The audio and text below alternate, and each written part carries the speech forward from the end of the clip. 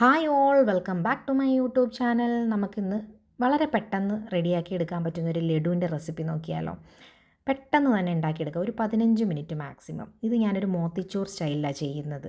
മോത്തിച്ചൂർ റവ ലഡു എന്നാട്ടോ ഞാനിതിന് പേരിട്ടിരിക്കുന്നത്. റവയാണ് നമ്മുടെ മെയിൻ ഇൻഗ്രീഡിയൻറ്റ്. അതിലേക്ക് ഞാൻ സാഫ്രോൺ വെള്ളത്തിലിട്ട് വെച്ചിട്ടുണ്ട്, ചെറിയ ചൂട് വെള്ളത്തിലിട്ട് വെച്ചിട്ടുണ്ട്. ഇതാണ് ഞാനിവിടെ കളറിന് വേണ്ടിയിട്ട് യൂസ് ചെയ്യുന്നത്. ആർട്ടിഫിഷ്യലായിട്ട് കളേഴ്സ് യൂസ് ചെയ്യുന്നില്ല. ഇനി നമുക്ക് പാൻ ഒന്ന് ചൂടായി വന്നു കഴിഞ്ഞാൽ ഇതിലേക്ക് ഒരു 4 ടു 5 ടേബിൾ സ്പൂൺ വരെ ഗീ ചേർത്ത് കൊടുക്കാം. ഈ ഒരു ലഡുവിൻ്റെ പ്രിപ്പറേഷനിൽ നിങ്ങൾക്ക് മാക്സിമം ഒരു അര കപ്പ് വരെ ഗീ ചേർക്കാവുന്നതാണ്. ഈ ഗീ ഒന്ന് മെൽട്ടായി കഴിഞ്ഞാൽ നമുക്കിതിലേക്ക് 1.5 കപ്പ് അളവിന് റോസ്റ്റഡ് റവ ചേർത്ത് കൊടുക്കാം. നിങ്ങൾക്ക് വേണമെന്നുണ്ടെങ്കിൽ വീറ്റ് റവയും ചേർത്ത് കൊടുക്കാം. റവ നന്നായിട്ടൊന്ന് മിക്സ് ചെയ്യുക. മിക്സ് ചെയ്തിട്ട് റവയുടെ പരുവം എന്ന് പറയുന്നത് ചെറിയൊരു മണമൊക്കെ വന്ന് ചെറുതായിട്ട് കളറൊക്കെ ഒന്ന് മാറുന്ന സമയം വരെ നമുക്കിതൊന്ന് മിക്സ് ചെയ്യാം. ഗോൾഡൻ ബ്രൗൺ ആകാനായിട്ട് നിങ്ങൾ വെയിറ്റ് ചെയ്യേണ്ട. ഈ സമയം തന്നെ നമുക്ക് ഇതിലേക്ക് ചേർക്കാനുള്ള വെള്ളം ഒന്ന് ചൂടാക്കിയെടുക്കാം. ഒരു 4 കപ്പ് അളവിന് വെള്ളമാണ് നമുക്കിതിലേക്ക് ചേർക്കേണ്ടത്. അതൊന്ന് ചൂടാക്കിയെടുക്കാം. ഇത് ഈ പരുവത്തിലാണ് റവയൊന്ന് റോസ്റ്റ് ചെയ്തെടുക്കേണ്ടത്. ഇപ്പം തന്നെ നല്ലൊരു സ്മെല്ലൊക്കെ കിട്ടുന്നുണ്ട്. അപ്പം നമുക്ക് നമ്മൾ എടുത്തു വെച്ചിരിക്കുന്ന ചെറിയ ചൂടുവെള്ളം കുറേശ്ശെയായിട്ട് ഇതിലേക്ക് ചേർത്ത് കൊടുത്ത് നല്ലതുപോലെ ഒന്ന് മിക്സ് ചെയ്തെടുക്കാം.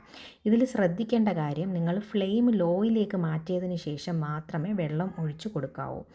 ഫ്ലെയിം മീഡിയത്തിലോ അതിൽ കൂടുതലോ ഒക്കെ ആണെന്നുണ്ടെങ്കിൽ വെള്ളം പെട്ടെന്ന് വറ്റിപ്പോവും, റവ പെട്ടെന്ന് കട്ട പിടിക്കും. അപ്പോൾ അതേ വെള്ളം ഫുൾ ഒഴിച്ചിട്ടുണ്ട്. ഇനി ഇത് പതിയെ ഒന്ന് നമുക്ക് കൈവിടാതെ ഇളക്കി കൊടുക്കാം.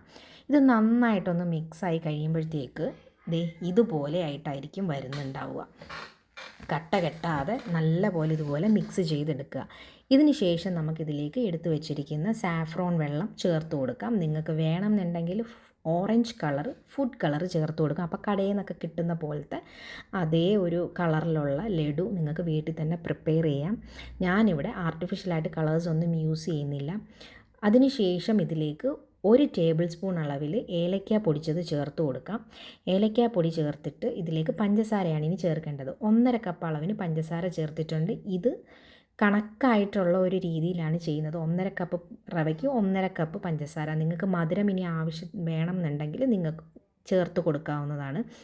ഇനി ഇതിലേക്ക് സാഫ്രോണിൻ്റെ വെള്ളവും കൂടെ ചേർത്ത് നല്ലപോലെ മിക്സ് ചെയ്യുമ്പോൾ ഇതുപോലെ ഒരു വാട്ടർ ടെക്സ്ചറിലേക്ക് വരും. ഇനി നമുക്കിതിലേക്ക് ആവശ്യത്തിനുള്ള കാഷ്യൂസ് ചേർത്ത് കൊടുക്കാം. ഞാനിവിടെ റൈസിൻസ് ചേർക്കുന്നില്ല. നിങ്ങൾക്ക് റൈസിൻസിൻ്റെ ടേസ്റ്റ് ഇഷ്ടമാണെന്നുണ്ടെങ്കിൽ നിങ്ങൾക്കതും ചേർത്ത് കൊടുക്കാവുന്നതാണ്. ഇതിനി 5 മിനിറ്റ് സിമ്മിൽ വെച്ച് ഒന്ന് കുക്ക് ചെയ്തെടുക്കുമ്പോൾ ഇത് സെറ്റാവും.